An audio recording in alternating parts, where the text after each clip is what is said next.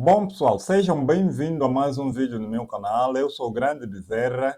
No vídeo de hoje vamos abordar sobre a situação do Trump. Trump conseguiu vencer as eleições nos Estados Unidos da América. Essas eleições foram muito apertadas, mas no final das contas, Trump conseguiu vencer de forma esmagadora, conseguiu levar o Senado e conseguiu também levar o Congresso. Literalmente, isso lhe dá uma carta branca para fazer o que quiser, mas não é assim que vai acontecer. E vamos já aqui explicar o porquê. O mais importante também que outros canais e mídias não estão a falar é entendermos Trump do mandato anterior de 2016 e o Trump do mandato atual 2024 ou 2025. Muita coisa já mudou, conseguimos dar conta no discurso de Donald Trump, no discurso de vitória. Trump aparece mais manso, Trump aparece não mais com aquela arrogância do mandato de 2016. Trump também neste mandato estamos a ver que ele reconhece os erros do passado. Trump vem com uma agenda que não é apenas dele, mas é assim também uma agenda do seu partido, dos republicanos. Mas antes vamos aqui abordar uma síntese daquilo que o Trump pretendia fazer no mandato anterior e não conseguiu. Bom, em 2016, no seu próprio mandato, Trump prometeu, por exemplo, tirar as tropas da Síria. Isso teve dificuldade. Trump não conseguiu retirar aquelas tropas. Até hoje é apontado isso como um erro, porque Trump teria tirado, mas ainda assim não tirou. Por quê? Porque naquela altura os lobistas que mandam nos Estados Unidos da América não lhe deixaram assim o fazer. Porque existe muita diferença entre tomar decisões enquanto presidente e ter que tomar decisões também dependendo daqueles que te colocaram ali no poder. Em 2016, Trump também, além de tentar tirar as tropas na Síria, Trump prometeu tirar as tropas no Afeganistão. Infelizmente também não conseguiu, não lhe foi permitido fazer isso, algo que também depois lhe deixou completamente, digamos assim, cabisbaixo, porque encontrou muitas dificuldades. Trump também conseguiu, neste momento, do seu mandato de 2016, conseguiu eliminar o general iraniano Qassem Soleimani. O mundo entendeu isso como um sinal gravíssimo. Ele não teria feito isso porque Soleimani não era considerado um terrorista a nível mundial. Aliás, era funcionário do governo, era general iraniano. Agora, Trump também cometeu graves erros em 2016 no seu mandato ao retirar os Estados Unidos da América de um acordo histórico, estamos a falar do Tratado de INF, que é o tratado então das forças nucleares intermédias. Isso o mundo inteiro entendeu que Trump estava a tentar criar tensão a nível do mundo, tensão essa nuclear, sendo que hoje em dia, a Rússia é o país com mais arsenal nucleares no mundo. Sair desse tratado implicaria sinais de devastação e um processo livre para que a Rússia pudesse fazer o que entender. Porque com esse tratado, os inspetores dos Estados Unidos e da Rússia que inspecionavam esses arsenais pararam assim de o fazer. Quem foi também que retirou que descosturou este acordo foi o Trump. E até hoje, mesmo no partido dele, ali no republicano, é encontrado como um dos principais erros que Trump não poderia cometer. Trump também terminou o mandato sem olhar sobre as políticas africanas. Trump saiu do poder sem cumprir uma agenda que era para se fazer em África, nem sequer mesmo começou, e hoje é entendido isso como uma falha gravíssima. Trump não é pluralista quanto à África, mas ele preza-se muito em primeiro em América, segundo em América, terceiro em América, e se sobrar tempo também é para a América. Não obstante, Trump fez uma guerra muito acirrada contra a China, guerra essa que é econômica, e quando nós estamos a falar de guerra econômica, é uma guerra que afeta todos da cadeia econômica, quer os chineses, quer os americanos, os europeus, os africanos, todo mundo é afetado quando dois grandes gigantes da economia mundial estão em conflito. Neste momento, a China, apesar de ter parabenizado Trump, eh, já está a preparar também um pacote de sanções para contrapor as eventuais sanções ou sobretaxa de produtos chineses sobre os Estados Unidos da América.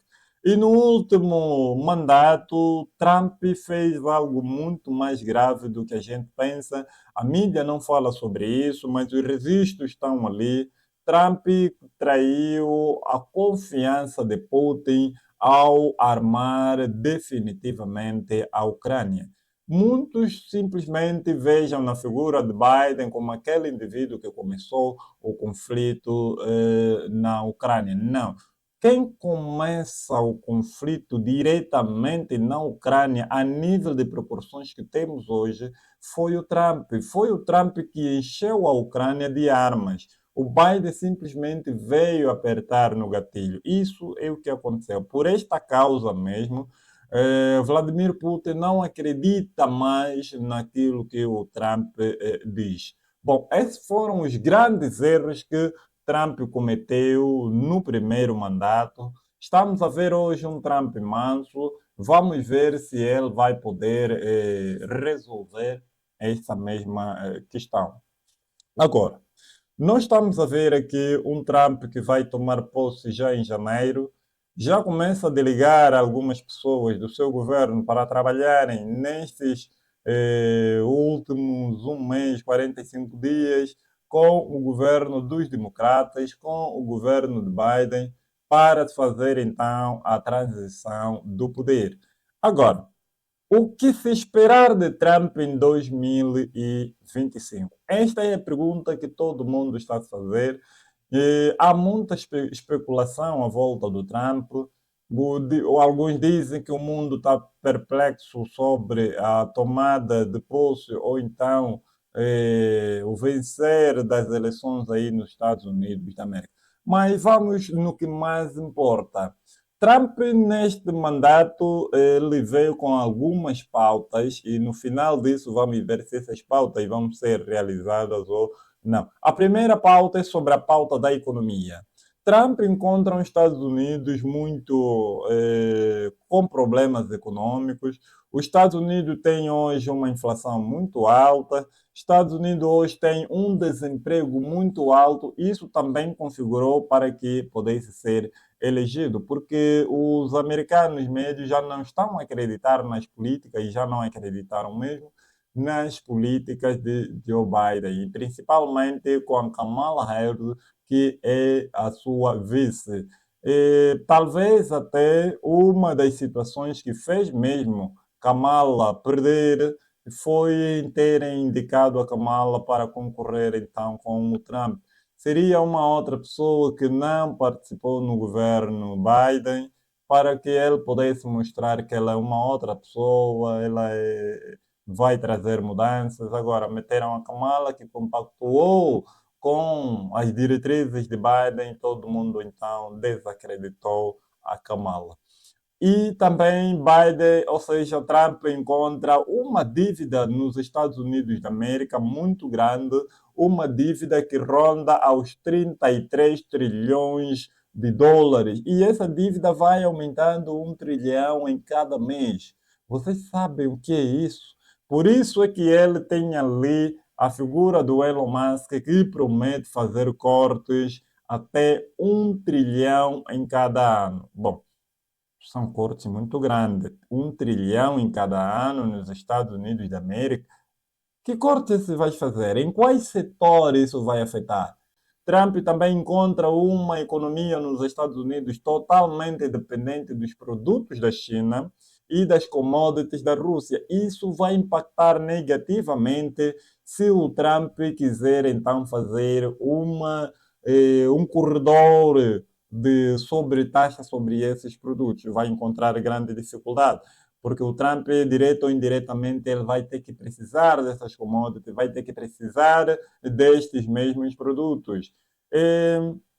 Trump, ainda na política econômica, diz que vai poder sobretaxar os produtos chineses, uma guerra que já faz parte da sua política normal, e isso até mesmo a China já está se preparar para poder contrapor essa mesma situação. Trump também diz que vai aplicar 20% da taxa dos produtos europeus para diminuir o freamento da concorrência entre os produtos locais nos Estados Unidos da América. Se puderem dar conta, o Trump é mais protecionista, ele vela mais sobre a América. Agora, se vai dar certo ou não, vamos já aqui também esclarecer no final do vídeo. Mas deixa-me lá te pedir uma coisa. Você já é inscrito no canal? Se ainda não é inscrito, por favor, inscreva-se no canal, deixa aquele like, deixa aquele comentário de onde estás a nos assistir. Continuando então, uma outra política que Trump traz neste mandato de 2025 é a política da imigração. Para o Trump, ele diz que há muitos imigrantes, há uma imigração desfreada nos Estados Unidos da América. O Trump também, no pleito passado, foi aquele presidente que sempre prezou pela proteção das fronteiras dos Estados Unidos da América, onde mesmo chegou a criar um muro que fazia a divisão entre o México e os Estados Unidos da América. Projeto esse que não continuou por causa daquela altura ele ter perdido então o seu mandato. Já neste mandato, Trump promete veemente fazer a deportação em massa daqueles imigrantes que ele considera de criminosos, daqueles imigrantes que ele também considera ilegais. Aqui nós vamos encontrar um problema sério, seríssimo mesmo. Porque nos Estados Unidos da América, todos aqueles serviços que são braçais, quem fazem são os imigrantes. Deportar em massa esses imigrantes implica em dois grandes problemas. Primeiro, é que isso vai requerer um grande custo nas contas do Estado. Deportar grande pessoal em massa exige custos, exige cadeia de transporte, exige uma cadeia de recepção onde essas pessoas vão poder ser entregues, exige também uma despesa interna e isso vai fazer com que todos aqueles trabalhos que os imigrantes faziam, haja então procura de mão de obra. E agora, quem vai cobrir esta mão de obra? Até aqui o Trump não disse quem vai poder então fazer esta mesma cobertura. Já na terceira política, ele traz sobre a perspectiva do conflito entre a Rússia e a Ucrânia. Ele chegou mesmo a dizer que em 48 horas ou 24 ele terminaria com o conflito ali na Ucrânia e a Rússia. É aquela frase que muito às vezes se passa no canal do comandante Farinazo. Você já combinou com os russos? Você já combinou com os russos? Não é bem fácil assim, pessoal. Terminar o conflito entre a Rússia e a Ucrânia é uma grande tarefa. Não parece-nos que ele vai conseguir tal na proporção que ele está aí a prometer. Podemos até assim dizer que ele pode vir a abrandar, mas a Rússia não vai abrir mão dos territórios que ele já conquistou. E só de sabermos que a Rússia hoje é o país mais sancionado do mundo, as sanções continuam, não há perspectiva de retirarem as sanções, e ainda que venham a retirar, ele vai também retalhar. A Rússia não é aquele país qualquer, a Rússia tem commodities que somente saem no seu território. A Rússia está a conquistar a parte mais rica da Ucrânia e já fez mesmo referendo naquelas partes na qual ele já conquistou. Então, não acreditamos nós aqui que o Trump vai conseguir, na proporção em que ele acha que vai conseguir terminar esse mesmo conflito na Ucrânia. E temos também a parte da OTAN. Para Trump, e esse já vem uma das bandeiras que ele já vem defendendo desde o mandato anterior, de que a OTAN está enfraquecida, a OTAN, nem todo mundo que está nesse mesmo bloco participa financeiramente para a segurança de forma igualitária. E ele diz mesmo que quem assegura mais as despesas da OTAN é os Estados Unidos da América. Para ele, então, diz que a OTAN, todos os membros do bloco poderão comparticipar com 2% do PIB sobre os gastos militares. Bom, aqui temos que analisar duas frentes. Trump como candidato a se eleger e Trump como presidente. Muitas vezes aquilo que se promete na campanha não se concretiza. E muitas vezes aquilo que se promete na campanha é apenas para conquistar o eleitorado. Uma das dificuldades, perdão, uma das dificuldades, e isso pode passar mesmo na consciência de Trump, que poderemos encontrar depois, é entendermos que esse é o último mandato do Trump. Portanto, fazer ou não lhe afeta tanto. Trump também acreditamos que não vai fazer muita coisa de forma externa. Pior ainda é na política interna. Trump vai encontrar muitas dificuldades na política interna, porque na política interna quem manda não é o governo, quem manda não é o Trump, mas sim quem manda nos Estados Unidos na política interna são os lobistas, aqueles indivíduos que estão na retaguarda que conseguiram assegurar o Trump até ele for eleito. Lembrando que nos Estados Unidos da América as eleições dependem das doações, não é? Dependem dos dinheiros dos lobistas até mesmo conseguirem fazer eleito. Então são essas pessoas que debaixo do pano comandam a política interna nos Estados Unidos da América. Aliás, chegam mesmo a interferir ali na política externa. Estamos a ver ali um dos grandes doadores foi o Elon Musk, mas não só, tem pessoas que deram mais dinheiro do que o Elon Musk. Elon Musk hoje já está a ser cogitado que vai ter um cargo no Estado, vai ter um cargo ali no governo de Trump. Suponha mesmo que ele vai cuidar, então, a parte das reformas sobre os cortes dos gastos nos Estados Unidos da América. É claro que Trump, sobre a política externa, não vai querer ferir, por exemplo, o Elon Musk naquilo que são os interesses do Elon Musk. Por exemplo, vamos dar aqui um exemplo muito prático no Brasil.